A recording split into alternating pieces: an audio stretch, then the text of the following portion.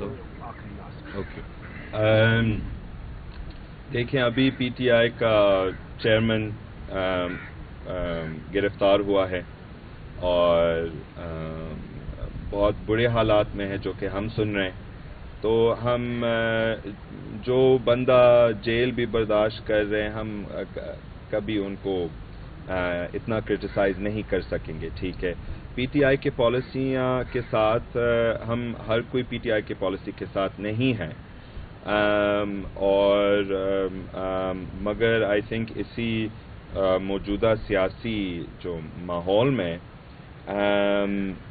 دیکھتے ہیں کہ آگے جا کے پی ٹی آئی کیا کرتے, کیسے آگے جائیں گے. ابھی انہوں نے تحفظ آئین والا کمیٹی سازی کی اور ہم وی اگری ود دیٹ, ہم قبول ہے اس پہ, کیونکہ ہم بھی آئین کو بچانا چاہتے ہیں, ہم پورے ملک کو بچانا چاہتے ہیں, وہ بھی پورے ملک کو بچانا چاہتے ہیں. تو اس بات پر ہم راضی ہیں. اور سو سوری, ایک اور آپ نے پیپلز پارٹی کا مستقبل,